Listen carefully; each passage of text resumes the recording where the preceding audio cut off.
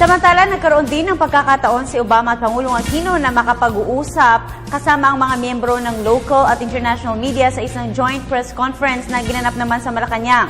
Yan ang balitang tinutukan ng aming kasamang si Rocky Ignacio.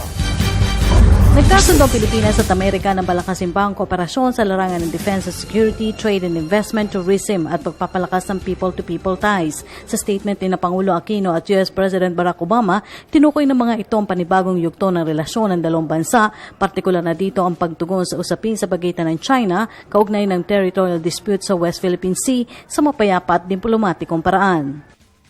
I thank President Obama for the U.S.'s support for our government's efforts in modernizing and enhancing its defense capabilities.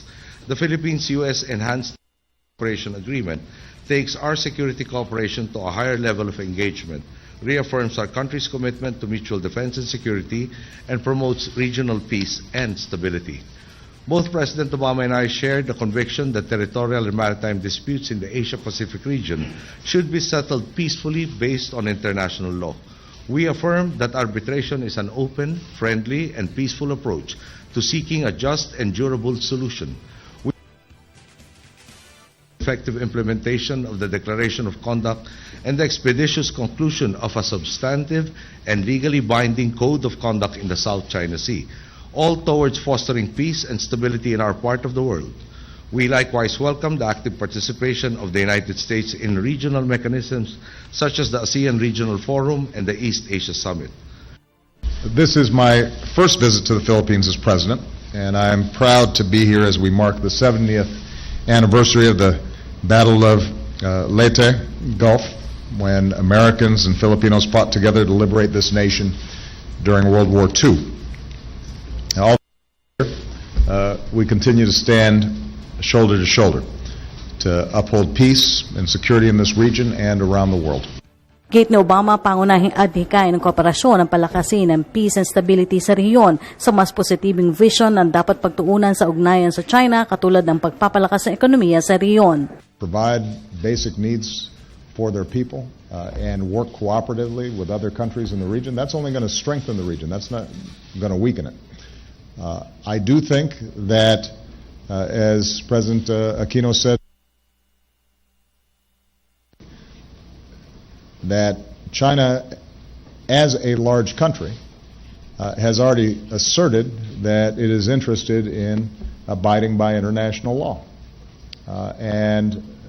Really our message to China consistently on a whole range of issues is we want to be a partner with you in upholding international law. In fact, larger countries have a greater responsibility in abiding by international norms and rules, because when we move, it can worry smaller countries if we don't do it in a way that's consistent with international law. Dumating sa bansa si Obama sa gitna na rin ng pagpapatibay ng Enhanced Defense Cooperation o EDCA sa pagitan ng Pilipinas at Amerika. Pero mismo ang leader ng Amerika ang naglinaw na walang bubuhaying base militar dito at hindi rin anya daan ito para mag-provoke o pataasin ng tensyon sa rehiyon. We have a constructive relationship with China. There's enormous trade, enormous business that's done between the United States. Range of issues on the international stage in which cooperation between the U.S. And China are vital. So our goal is not to counter China. Our goal is not to contain China.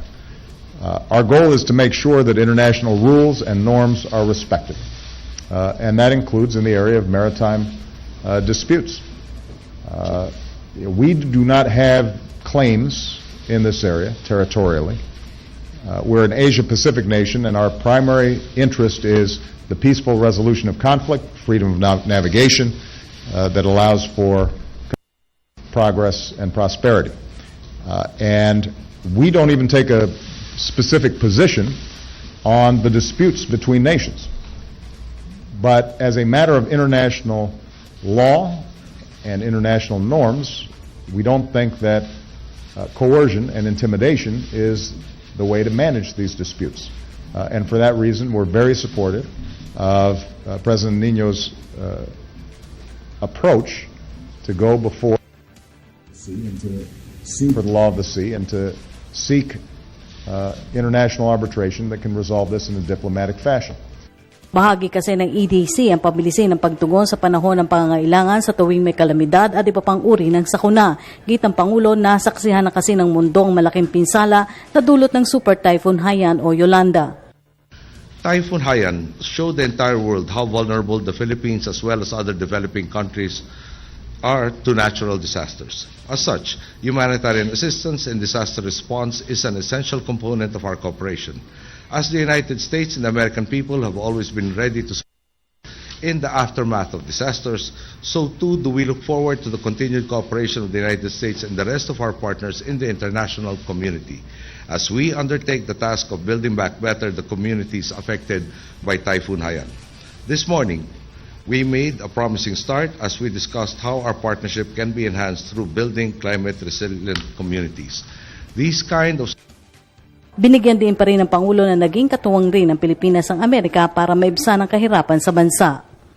We expressed our appreciation for the U.S.'s support to our government's programs under the Partnership for Growth framework, which enhances the policy environment for economic growth through US $145 million total planned contribution from the USAID.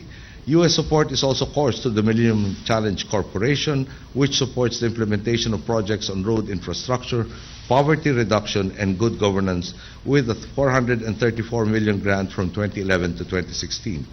Recently, the U.S. Federal Aviation Administration reinstated the Philippines to a Category 1 status.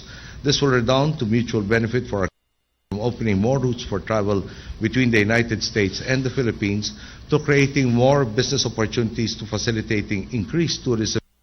Sa bandang huli, ipinaabot naman ni Obama ang patuloy ang suporta ng Amerika sa Pilipinas. I congratulated President Aquino on the reforms that he's pursued to make the Philippines more competitive. Through our Partnership for Growth and our Millennium Challenge Corporation Compact, we're going to keep working together to support these efforts so that more Filipinos can share in this nation's economic progress, because growth has to be broad-based and it has to be inclusive. Para sa Telebisyon ng Bayan, Rocky Ignacio.